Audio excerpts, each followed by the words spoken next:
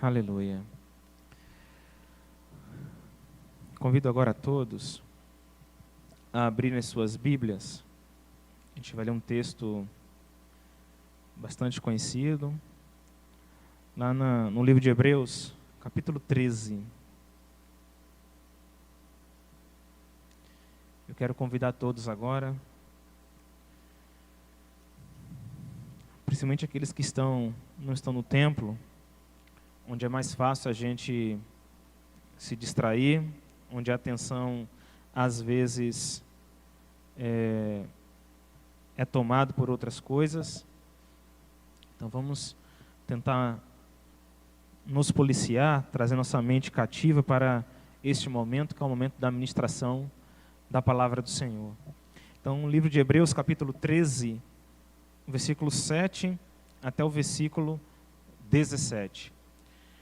Diz assim: Lembrai-vos daquele que vos pastoreiam, que vos falaram a palavra de Deus, cuja fé deveis seguir, considerando a finalidade de suas admoestações. Jesus Cristo é o mesmo ontem e hoje e para sempre. Não vos deixeis levar por doutrinas diversas e estranhas, porque bom é que o coração se estabeleça com graça, e não com alimentos em que nada beneficiaram ao que deles se ocuparam. Nós temos um altar, onde não tem direito de comer os que servem ao tabernáculo, porque os corpos dos animais, cujo sangue é trazido ao santuário pelo sumo sacerdote, em razão do pecado, são queimados fora do arraial. E por isso também Jesus, para santificar o povo com seu próprio sangue, sofreu fora do portão. Saiamos, pois, ao seu encontro fora do arraial, levando a sua desonra. Porque não temos aqui cidade permanente, mas buscamos a futura. Por ele, portanto, ofereçamos sempre sacrifício de louvor a Deus continuamente, isto é, o fruto dos nossos lábios, dando graças ao seu nome. E não vos esqueçais de fazer o bem e de comunicar-se, porque de tais sacrifícios Deus muito se agrada. Obedecei àqueles que vos governam e sujeitai-vos a eles, porque eles velam por vossas almas, como aqueles que deverão prestar conta delas, para que o façam com alegria e não com pesar, porque isso não vos seria útil. Oremos. Amado Deus, soberano Pai, nós te louvamos, nós te agradecemos pela tua palavra, Senhor. E pedimos que ela possa, meu Deus, encontrar mentes e corações preparados para a ministração. E que teu Espírito Santo nos convença, meu Deus, daquilo que a tua palavra de fato quer falar, quer nos alertar. E que sejamos repletos da tua porção. Me use para a glória do teu nome. É o que nós oramos em nome de Jesus. Amém e amém. Meus irmãos, a meditação desta noite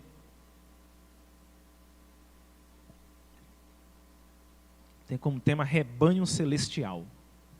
Essa passagem, ela trata do rebanho celestial. Ela trata de um grupo de ovelhas que é dirigido por um pastor. Um pastor maior, um sumo pastor, que é o nosso Senhor Jesus, mas um outro pastor submisso a esse sumo pastor. E é isso que a gente quer meditar nessa noite, neste momento, e convido você a abrir a sua mente, abrir o seu coração. Eu confesso aos irmãos que enquanto eu meditava nessa passagem, eu pude perceber e conhecer coisas que são óbvias quando a gente lê a passagem, mas parece que estava oculta, estava escondida. E eu convido você a, nesse momento, tentar entender o que o autor de Hebreus, ele quis trazer com essa passagem para os irmãos daquela época e que se aplica também no ano de 2021.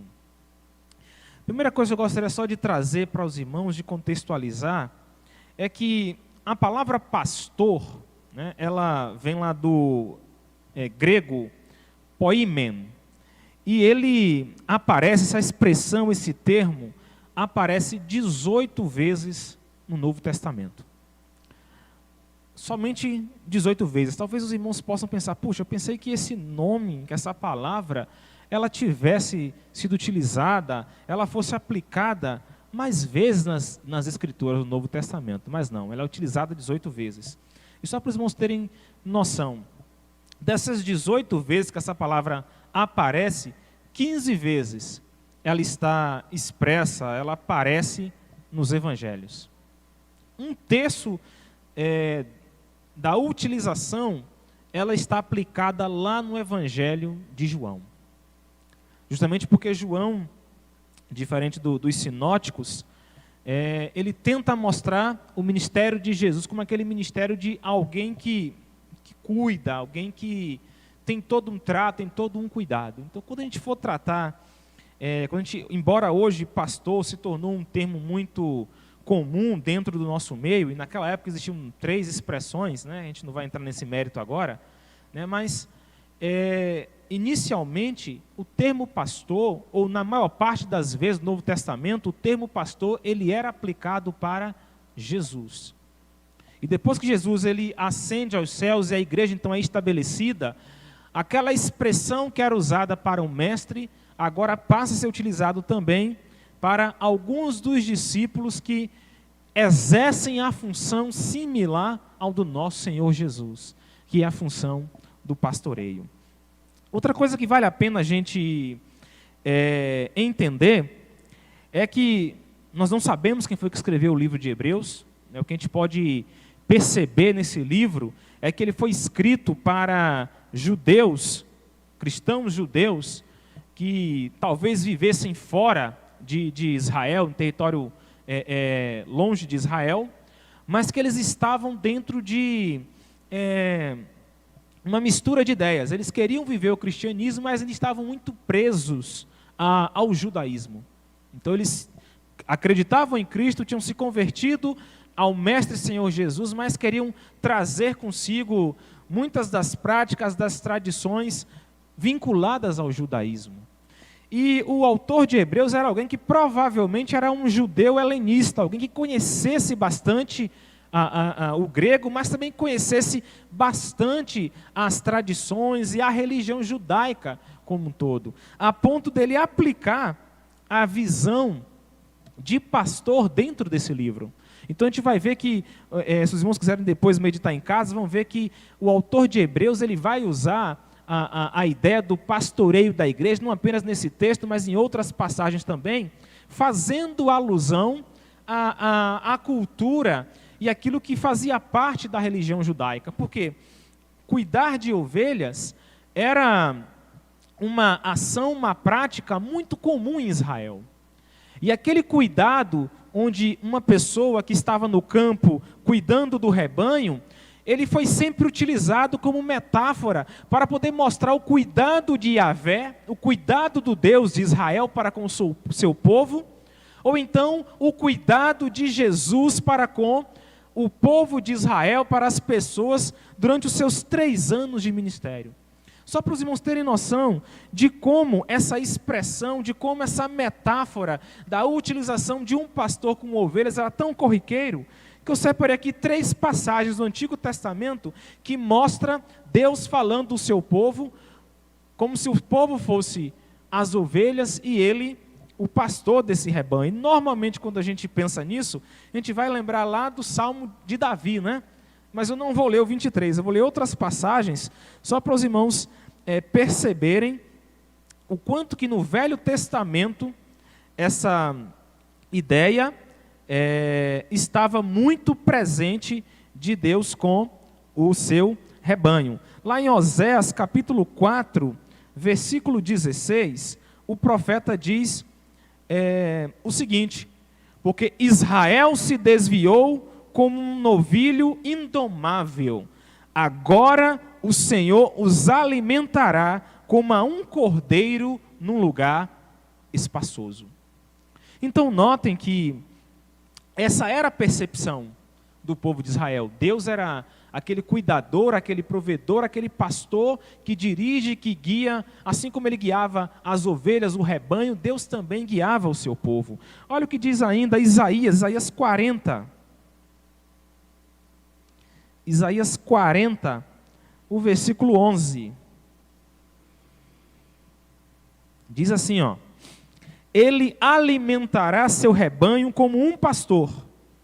Ele ajuntará os cordeiros com seu braço e os carregará em seu colo e conduzirá gentilmente aquelas que estão com cria. Então o profeta falando como Deus vai fazer com o seu povo. Era um contexto, esse contexto de Isaías, era um contexto que o povo estava esquecido do Senhor.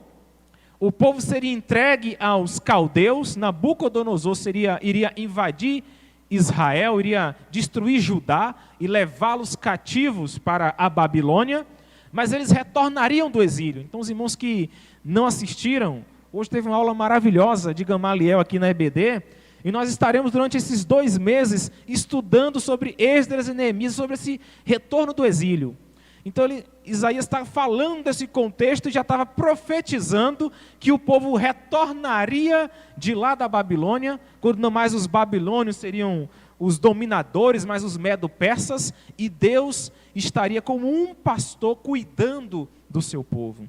E eu quero ler lá do livro dos Salmos, não de Davi, porque a gente só lembra do 23, mas eu quero ler o 95, que foi a passagem que nós lemos aqui no início do nosso culto, né? Nossa reunião, que foi o 95, versículo 7. Pois Ele é o nosso Deus, e somos o povo do seu pasto e as ovelhas da sua mão. Então perceba que o autor de Hebreus, ele usa a ideia do pastoreio de forma intencional. Ele sabia que utilizando essa expressão do pastoreio, falando de pastor e rebanho, para aquele povo faria muito sentido. Porque para o judeu, essa ideia de ter um pastor cuidando de um rebanho, fazia muito sentido com Deus provendo para o seu povo. E agora, o autor está querendo dizer que Jesus, ele, ao ascender aos céus e mandar o Espírito Santo, a forma que ele tem de cuidar da sua igreja é deixando um pastor, é deixando um líder, um guia, para poder cuidar e tratar do seu rebanho. O teólogo Martins, no seu livro, ele defende que a expressão de pastor, de pastoreio, né, é uma expressão de ternura para designar a função do ministro. Então a ideia da Bíblia de pastoreio, de pastorear, é justamente uma única função. E por ser uma função, muitos acham que é uma coisa fácil, que é uma tarefa tranquila, uma tarefa muito fácil, muito simples. Mas a função é apacentar e pastorear com afetividade, renúncia e amor. Não basta apenas apacentar, pastorear, dirigir, guiar, conduzir, se isso não for feito com afetividade, renúncia e amor. Por isso, meus irmãos, o ofício do pastorado é um negócio muito complicado. É uma tarefa árdua, é algo muito pesado. E precisamos ter em mente que esse é um ofício imprescindível para o reino de Deus. E é isso que eu quero chamar a atenção de vocês para a gente poder meditar nessa passagem. Eu só quero chamar a atenção dos irmãos para o texto que nós lemos inicialmente, que lá em Hebreus, os versículos 7 e 17. O versículo 7, o autor está falando dos pastores que já morreram. Olha o que ele diz aqui no versículo 7, ele faz menção aos pastores falecidos. Lembrai-vos daqueles que vos pastorearam, né, pastoreiam, que vos falaram da palavra de Deus. Então, a função, o ofício do pastorado é um negócio tão sério, tão profundo, que ele não acaba nem com a morte do pastor. Mesmo o pastor morto, o ofício continua. É isso que o autor de Hebreus está dizendo. E lá no versículo 17, ele chama a atenção da congregação, do povo, para poder agora atentar-se ao pastor vivo. Onde ele diz, obedeçai e sujeitai-vos. E aí, o grande problema é que naquela época, meus irmãos, o ofício do pastorado, e até meados do século passado, o ofício do pastorado era um ofício valorizado. E quando eu digo valorizado, eu não estou querendo dizer sob a ótica financeira, mas eu estou querendo dizer do ponto de vista da igreja. Então, quando alguém se colocava, se postulava a carreira do pastorado, existia festa, inclusive para a sua família. O pastor, até meados do século passado, era uma pessoa, era um personagem respeitado pela sociedade. Era alguém, eu já ouvi vários testemunhos de pastores mais velhos, pastores com suas cãs, eles dizendo o seguinte, que quando eles chegavam em um determinado local, e por exemplo eles iam ao banco pedir empréstimo, quando eles diziam que eles eram pastores, o banco nem, tá bom, vou emprestar. Porque era um cargo, era um ofício benquisto e respeitado. No entanto, meus irmãos, a partir da década de 80, década de 90, passou a existir um estigma, um estereótipo negativo sobre esse ofício. Infelizmente, nos nossos dias, ladrão, corrupto, hipócrita, ou até mesmo bandido, têm sido adjetivos aplicados para os pastores. E aí eu tenho que concordar que por conta de uma minoria, não a maioria, por conta de um grupo pequeno, que age de tal forma, esse estigma, ele tem se estabelecido. Mas nós precisamos entender que diante desta realidade que nós vivemos, que torna o ofício ainda mais difícil, já que além das próprias dificuldades, do próprio trabalho que o ofício traz, ainda tem que lidar com esse estigma. Então precisamos entender, meus irmãos, que esse texto traz pontos relevantes que merecem destaques. E são esses pontos que eu quero trazer para a nossa meditação nesse momento. E o primeiro ponto que eu quero trazer é o seguinte, é que a vida de um pastor é a sua marca. A vida do pastor é a marca que ele tem e que ele deixará. Voltarei a ler o versículo 7 e o versículo 8 que nós lemos no início. Lembrai-vos daqueles que vos pastoreiam, que vos falaram da palavra de Deus, cuja fé deveis seguir, considerando a finalidade de suas admoestações. Note que o autor de Hebreus, ele faz um convite para que a igreja, para que aquela congregação, ela rememore, ela lembre, ela possa trazer para a sua mente a vida e as marcas dos pastores que passaram por aquela congregação. Que talvez não estivessem mais ali porque faleceram, ou talvez não estivessem mais ali porque foram enviados para um outro lugar.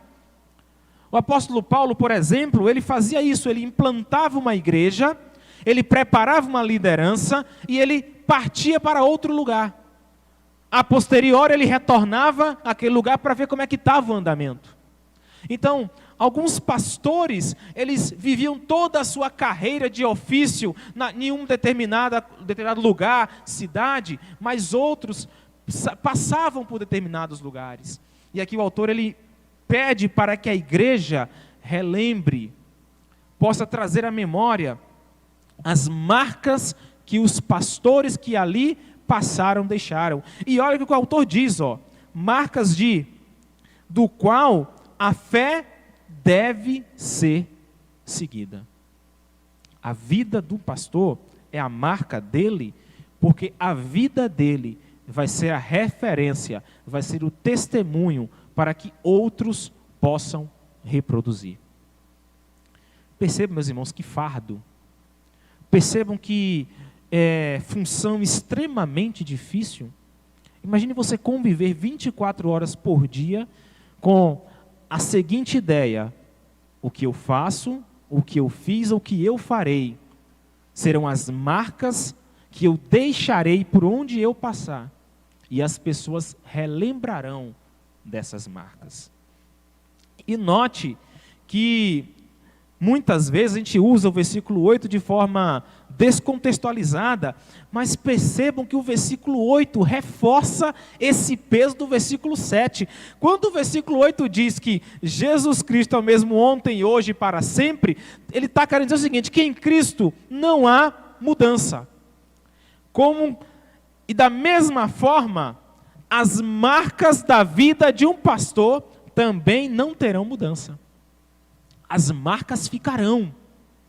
Assim como Cristo é o mesmo, assim como a palavra dele é a mesma, as marcas de um líder, as marcas de um pastor, elas estarão, prosseguirão, mesmo com a sua morte, mesmo com a sua partida para outro lugar, para outra congregação, mas as marcas ficarão.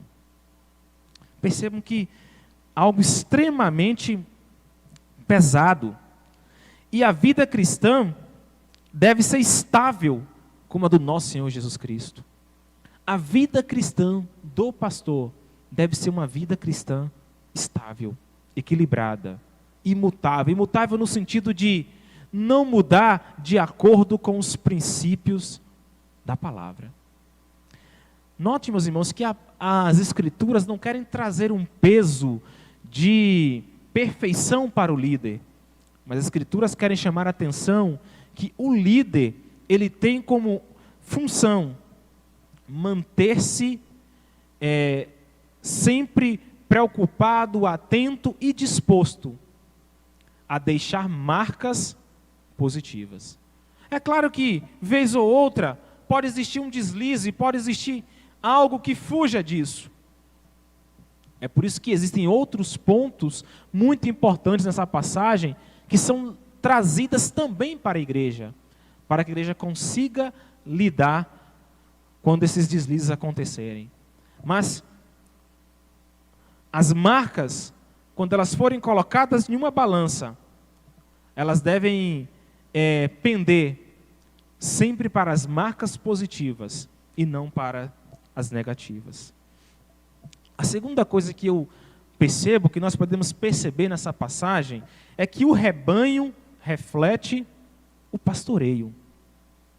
Assim como a ovelha, ela é guiada pelo pastor, e aquilo que o pastor determina no sentido de indicar, guiar, e a ovelha vai fazer, o rebanho de Cristo vai refletir o tipo de pastoreio que é desenvolvido, o tipo de pastoreio que é aplicado.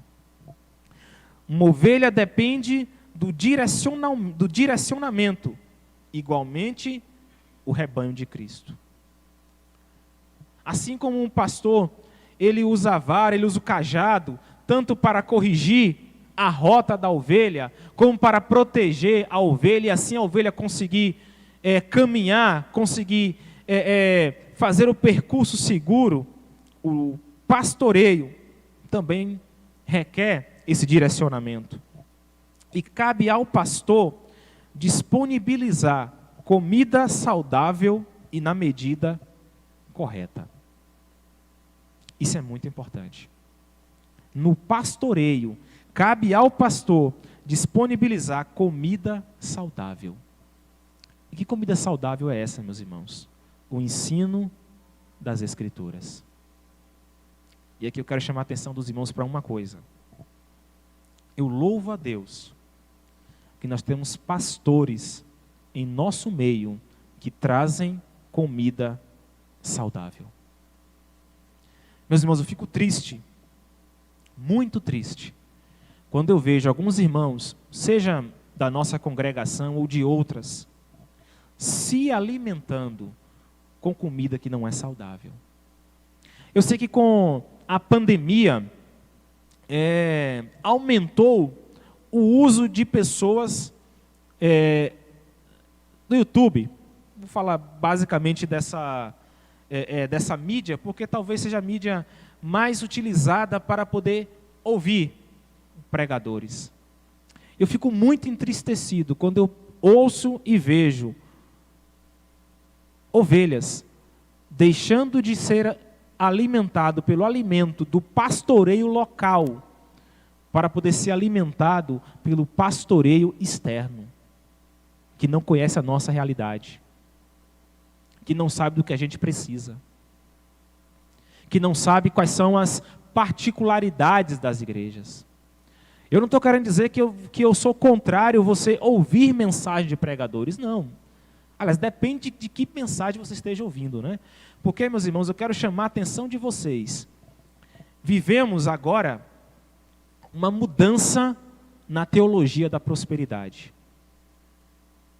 Até a década passada, meados da década passada, a teologia da prosperidade era pautada no dinheiro. Era pautada nos bens, no status financeiro. Mas a pandemia favoreceu e potencializou um novo tipo de teologia da prosperidade, a teologia coach. Pastores que pregam não por dinheiro, mas sabe que pregam o quê? A felicidade. Pregam o bem da alma. Pregam a paz interior, que é algo herético, não tem nada a ver com as Escrituras. Nós não vamos ver nada do que esses homens, que são lobos, que pregam que se você vier para Jesus, Ele vai resolver os seus problemas da alma. Eu não vejo respaldo bíblico para isso. Não estou querendo dizer que Cristo não tenha poder para fazê-lo, Ele tem. Mas esse não é o cerne do Evangelho. Sabe qual é o cerne do Evangelho, meus irmãos? Que nós somos pecadores, miseráveis, merecemos o inferno, e Cristo pagou o preço que nós não somos capazes de pagar. E que pela graça, que é um favor imerecido, nós não temos merecimento, nós não temos direito algum. Ele pagou o preço para nos regenerar. Esses homens não pregam mudança de caráter. Esses homens não pregam mudança de vida, de hábito. Esses homens não confrontam o pecado. Eles apenas pregam: venha para Jesus, e você vai experimentar delícias da alma. Se você tem ouvido esse tipo de pregador, eu sinto muito. Mas eu vou usar uma frase dita por um pastor que tem sido bombardeado também. Eu não sou seguidor cego de Iago, tenho alguns questionamentos. Iago é um pastor batista, lá de Fortaleza, e ele fez uma definição que eu achei perfeita desses coaching, desses pastores que são coaches. Ele diz o seguinte, que esses pastores, eles estão anestesiando pessoas que caminham para o inferno. Você já parou para analisar, para refletir e para agradecer a Deus que nós temos pastores que têm ensinado, que têm nos dado um alimento saudável? E muitas vezes o alimento saudável não é aquele aprazível. Lembre do seu almoço. Quanto de salada tem no seu almoço? Mas o quanto de carboidrato, quanto de lipídio tem lá? Para aqueles que não entenderam, tanto de carne assada ainda, né? O tanto de gordura tem lá no seu prato. Qual o mais aprazível? É o doce, né? Aquela sobremesa, aquela coisa cheia de açúcar. Aquilo é aprazível, mas não é o saudável. E muitas vezes, a comida saudável, ela não é aprazível, mas ela é necessária. Estou lembrando aqui do meu almoço, meus irmãos. Hoje, uma amiga mandou para mim, uma amiga lá do sul da Bahia, que mora lá onde eu moro, um condomínio, mandou, foi um vatapá. E eu me acabei no vatapá. Deixei a salada de lado. É uma delícia. Mas nem sempre é o alimento saudável. Além disso, desse alimento saudável, tem que ser na medida correta. Conta-se a história que uma igreja ficou sem pastor.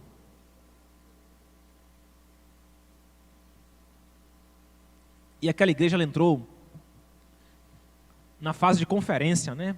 Para tentar ver qual seria o pastor que substituiria aquele que tinha deixado o ministério.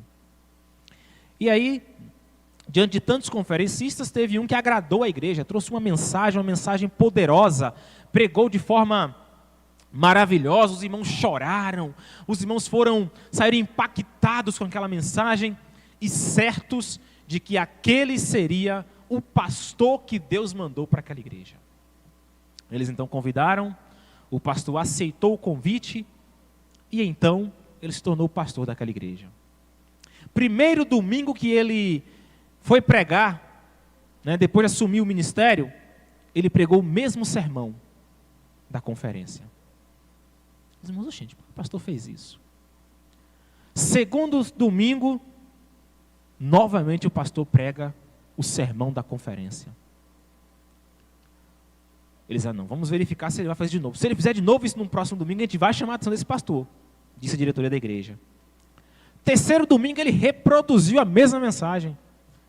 A diretoria, quando terminou o culto, pastor, queremos falar com o senhor. Que história é essa? O senhor recebe um salário maravilhoso aqui, tem uma série de regalias, e prega o mesmo sermão? A gente não te contratou para isso. E aquele pastor então respondeu para eles: enquanto vocês não viverem o que eu prego, eu não mudarei o meu sermão. Eu sei que dificilmente isso acontece na prática. Mas entenda, meus irmãos, que cabe ao pastoreio o ensino saudável e na medida correta. Quantas vezes nós questionamos o tipo de sermão, e quando eu falo tipo, não é como ele está sendo pregado, mas o tipo de assunto que está sendo pregado em um sermão. Quantas vezes nós já falamos isso? Fomos contrários? Mas precisamos entender que isso faz parte do pastoreio e que acreditamos que os nossos líderes são guiados pelo Espírito Santo. Sabe qual é o outro problema, meus irmãos? De você ficar se alimentando só com pastores e pastores bons? Ouça Jonas Madureira, pastor Batista, muito bom. Ouça Hernandes Dias Lopes, Augusto Nicodemos. São presbiterianos, mas são bons, né? Brincadeiras, presbiterianos são nossos irmãos queridos. São vários pastores bons aí. Ouça o pastor Fernando Brandão. Entre lá do Bacaxeri para ouvir o pastor Silvado. Você pode encontrar um monte de pastores. Mas sabe qual é o problema da gente ficar se alimentando só pela rede? Na rede, eu escolho o que eu vou ouvir. Eu escolho o meu alimento. Eu pastoreio a comida que eu me alimento. Isso é perigoso. Porque talvez você tenha se alimentado e comido tanto que para poder melhorar é necessário um chá de boldo. E você não vai encontrar o chá de boldo nas redes. Você vai encontrar no pastoreio. Entendemos também, meus irmãos, que as ovelhas bem pastoreadas identificam e recusam heresias. Olha o versículo 9. Não vos deixeis levar por doutrinas diversas e estranhas. Como é que a gente vai saber que a doutrina é estranha, é diversa? A partir do pastoreio, a partir da alimentação saudável. E aqui eu quero te desafiar, você que está nos ouvindo agora. Se você tem preterido as mensagens da sua igreja por de outrem, você está errado. E você pode estar sendo levado, enganado, por doutrinas diversas e estranhas. Eu tenho conversado muito. Eu tive uma experiência nessa semana que eu estive em Paraíso. Depois que a gente enterrou a minha avó, então teve alguns irmãos. E a gente foi conversar sobre a Bíblia, pastor. Então eu estava na casa de meus parentes. A gente foi dormir de madrugada só falando sobre a Bíblia. E naquela conversa, muitos irmãos apresentaram dúvidas ou apresentaram alguns conhecimentos que fogem da concepção batista. E eu me preocupei, porque eram irmãos velhos na fé. E eu tenho visto que a nossa identidade tem sido perdida. Os batistas não são mais os batistas que já foram, chamados Bíblias. Precisamos, meus irmãos, retomar isso, para que não sejamos levados por essas doutrinas estranhas, muito estranhas. A terceira coisa que nós entendemos nesse texto é que a igreja de Cristo cuida do seu pastor. Para ser um rebanho celestial, a igreja de Cristo precisa cuidar do seu pastor. Olha o que diz, versículo 17. Obedecei àqueles que vos governam e sujeitai-vos a eles, porque eles velam por vossas almas, como aqueles que deverão prestar conta delas, para que os façam com alegria e não com pesar.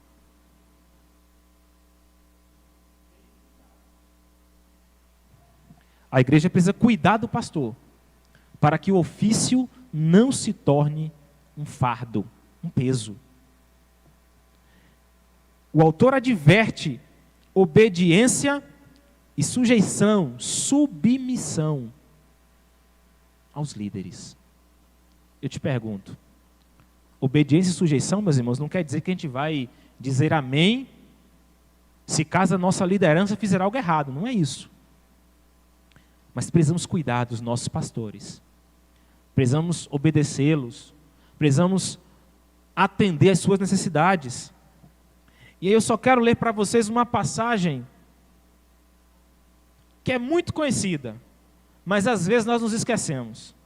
1 Samuel, capítulo 15, versículo 23.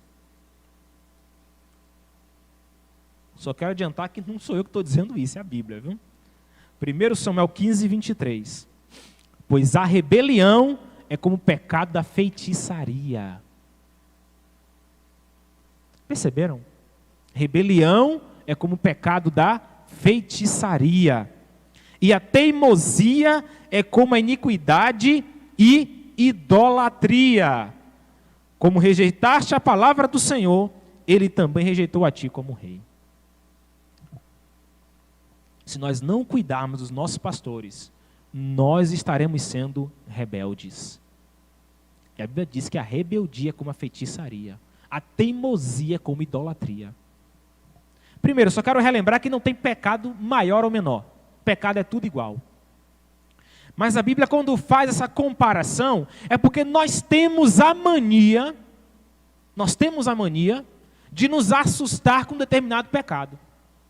Por exemplo, alguém que é mentiroso é tão pecador quanto alguém que é estuprador.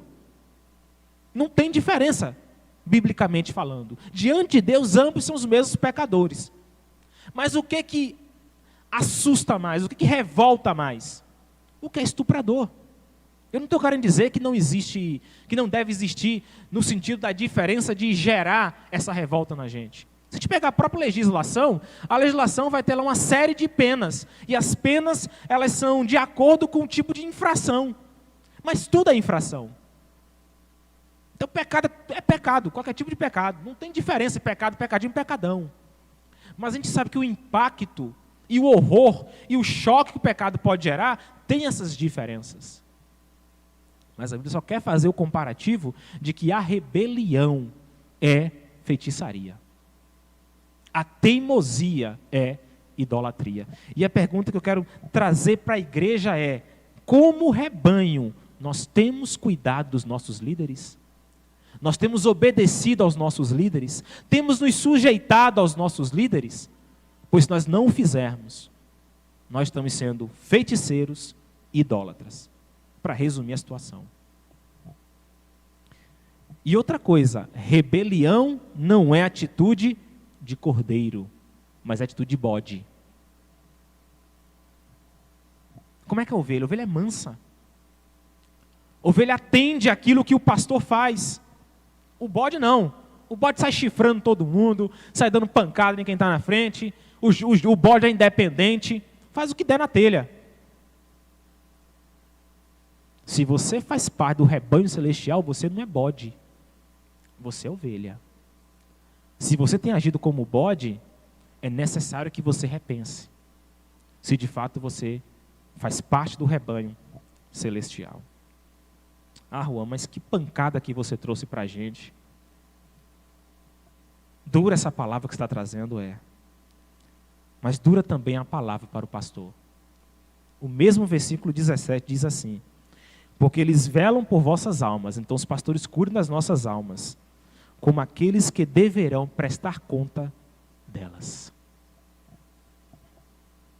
O pastor dará conta do seu ministério. Mas ele não vai dar conta para mim. Ele não vai dar conta para você. Ele vai dar conta para o Todo-Poderoso. Ele vai dar conta.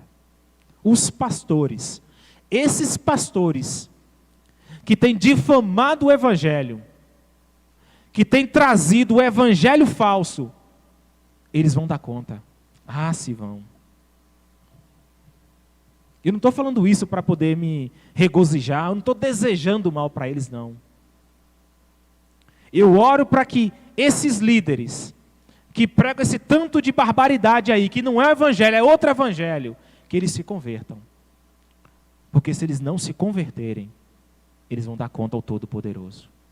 E horrenda coisa é cair nas mãos do Deus vivo. O próprio autor de Hebreus diz isso. O pastor vai dar conta. Por isso, a vida pastoral não é um lazer, não é um passatempo, não é uma profissão, não é nada parecido com isso, mas é uma dádiva divina. E por ser uma dádiva divina, Deus vai requerer contas disso que Ele deu. E o Todo-Poderoso, Ele vai solicitar contas. Pode ser aqui na terra, mas será também na eternidade. Meus irmãos, percebam que o papel do rebanho e o papel do pastor são papéis difíceis. A conclusão de que nós chegamos é que um não vai fazer o seu papel adequado sem o outro, ou o outro não fará o seu papel adequado sem o um. É necessário que exista um trabalho em conjunto. É necessário que cada um faça a sua parte. Sabe para quê? Para que o reino de Deus avance. Para que o reino de Deus prospere. Para que o reino de Deus alcance os confins desta terra.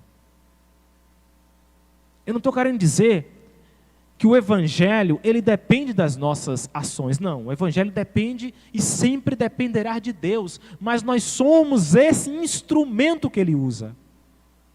E o instrumento é um instrumento de um rebanho celestial, formado por ovelhas e por um pastor, que estão seguindo, estão rumando lá para Jerusalém celestial.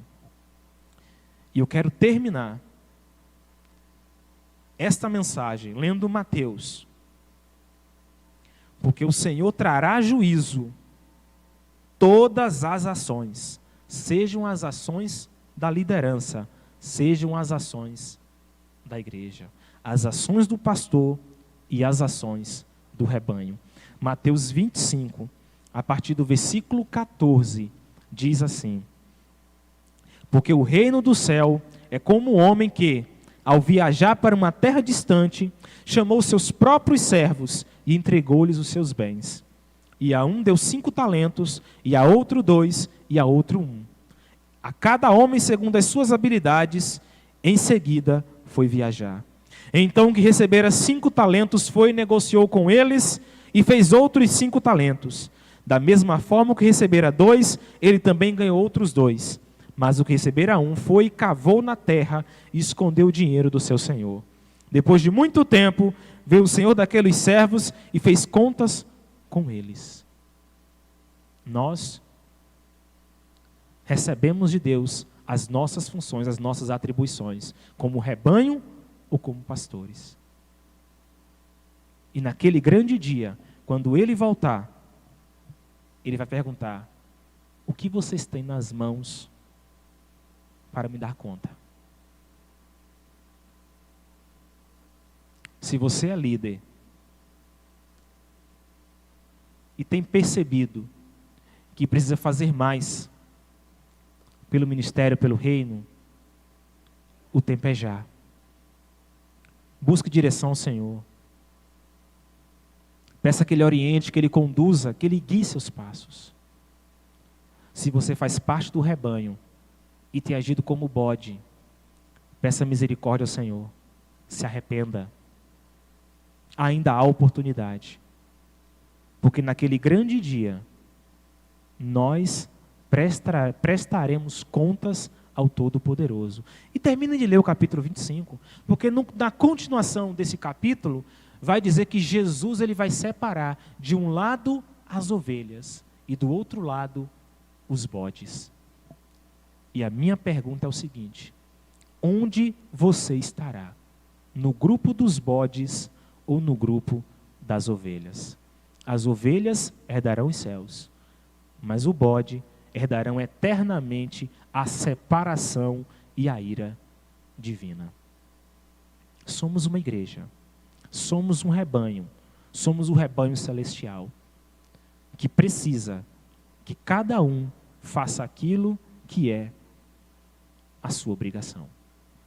E por fim, eu quero louvar ao Senhor pela vida dos nossos pastores, pela vida de cada um deles, que tem se dedicado ao ministério, que tem se colocado à disposição do Senhor, que tem sido instrumento, mesmo com as suas dificuldades físicas, de saúde, emocionais, enfim, dificuldades familiares, mas que tem se colocado na dispensação do Senhor. E que nós, Igreja Batista Central, possamos honrar esses homens de Deus, possamos honrar esses líderes separados pelo Senhor. Enquanto a irmã Evânia orava, eu cheguei aqui em 2014, então eu não conheço como é que foi antes. Mas eu fiquei feliz ao ouvir que a irmã Evânia disse que é no atual ministério que foram consagrados esses pastores. Então percebam que o líder que o Senhor nos deu, Ele o trouxe para despertar outros líderes dessa igreja. Quando eu cheguei aqui, alguns deles já tinham sido consagrados. Eu não peguei a consagração de todos. E precisamos louvar a Deus, porque vocês, mais do que eu, conhecem a vida desses homens. Porque eles provêm de vocês, eles são daqui, eu venho de fora. Eu moro aqui vai fazer 7 anos, olha, fez 7 anos, né? Que eu moro aqui. Por isso, não nos cansemos de louvar e agradecer ao Senhor por esses homens abençoados que Ele colocou na vida da Igreja Batista Central.